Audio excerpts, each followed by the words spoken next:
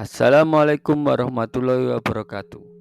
Perkenalkan, saya WK Adiansah dari SMP Negeri 1 Surabaya, calon guru penggerak angkatan 9, kelas 09.255 kelompok B.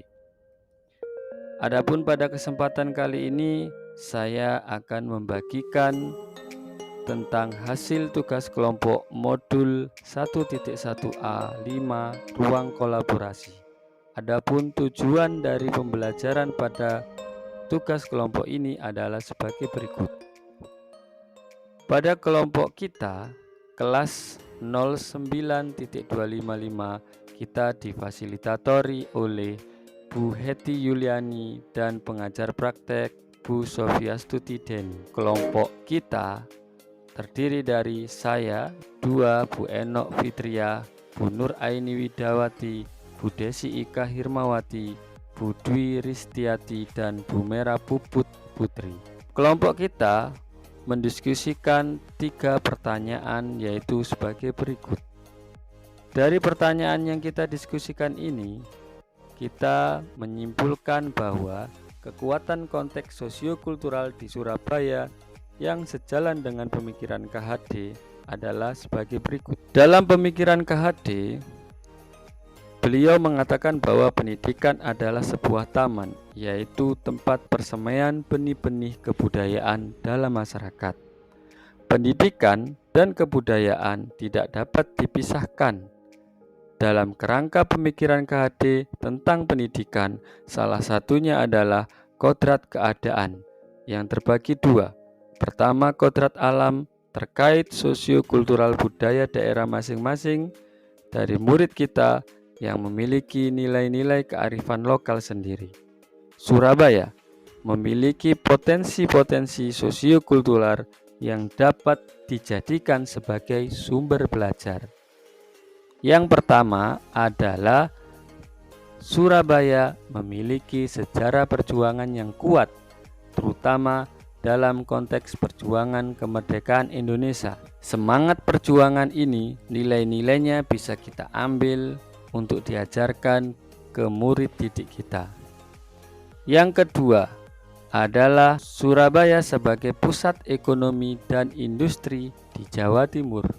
Tentunya perekonomian dan perkembangan industri ini bisa kita ambil contoh nilai-nilainya untuk diajarkan di dalam kelas atau di sekolah kita.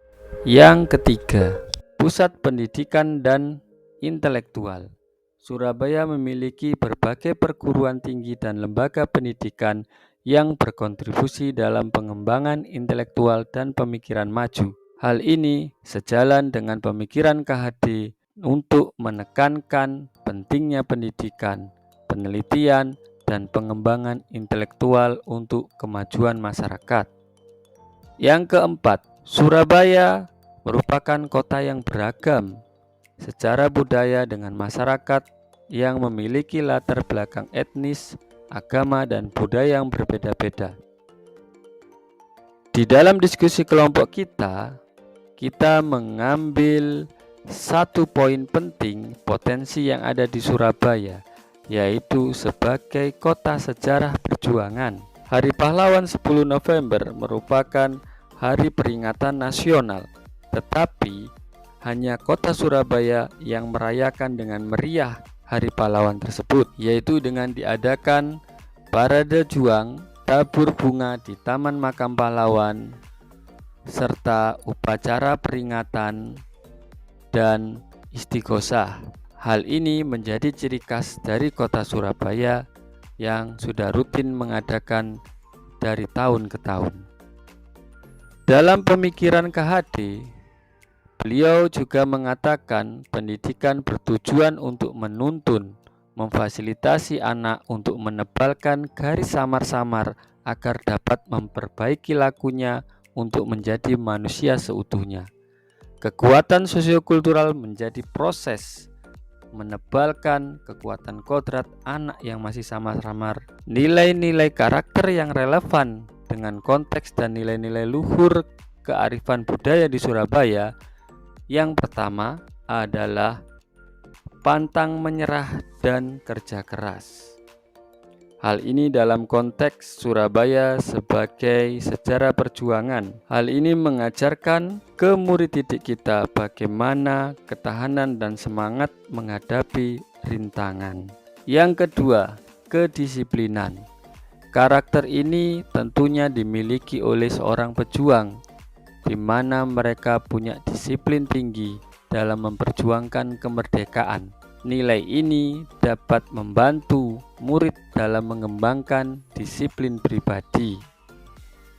Yang ketiga adalah ketulusan. Seorang pejuang tentunya tulus dalam mengorbankan jiwa dan raga mereka.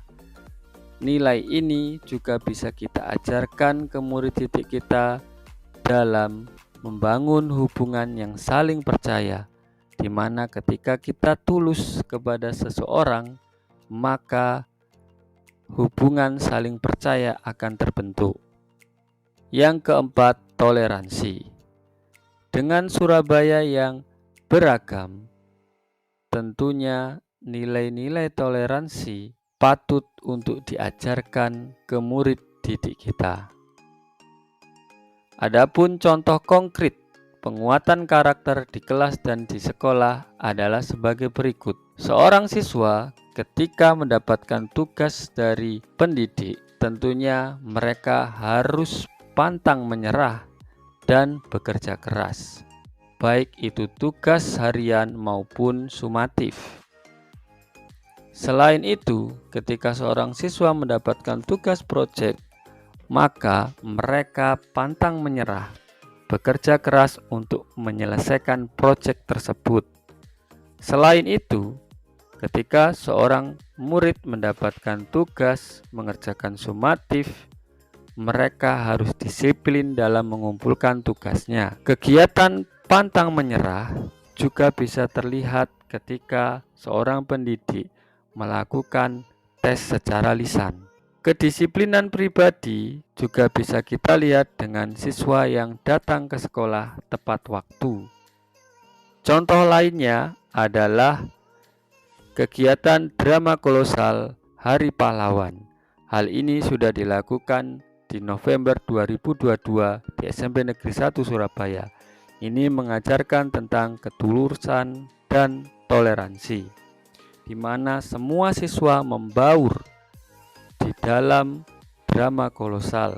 Secara tulus mereka menerapkan nilai-nilai seorang pejuang dan toleransi satu sama lain.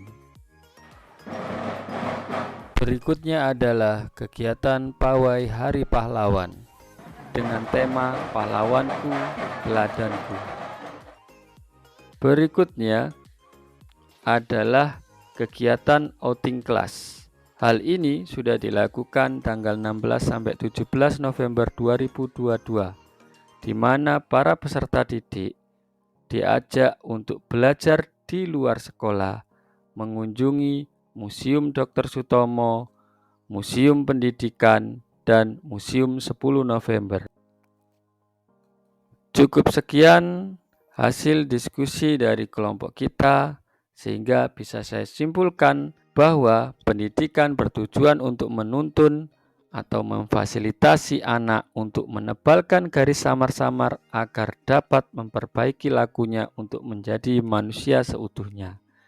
Kekuatan sosiokultur yang ada di daerah masing-masing dengan nilai-nilai kearifan lokalnya menjadi proses menebalkan kekuatan kodrat yang ada pada anak yang masih samar-samar. Jadi, seorang anak bukanlah kertas yang kosong. Mereka tidak bisa digambarkan sesuai dengan keinginan orang dewasa. Sehingga tugas dari pendidikan adalah menebalkan karakter-karakter yang sudah ada dalam anak tersebut. Adapun tantangan dalam menerapkan pemikiran KHD adalah ketika di dalam pendidikan lingkungan sekolah kita sudah menerapkan karakter yang baik, tetapi jika tidak diiringi dengan lingkungan keluarga yang baik, maka sia-sia yang diajarkan di sekolah tersebut. Solusinya adalah antara sekolah keluarga, dan masyarakat sekitar harus menciptakan lingkungan yang membentuk karakter yang baik bagi anak. Maka secara tidak langsung, budi pekerti mereka akan menjadi lebih baik. Cukup sekian penjelasan saya. Terima kasih sudah menyimak tugas kelompok kami. Saya akhiri. Wassalamualaikum warahmatullahi wabarakatuh. Salam bahagia.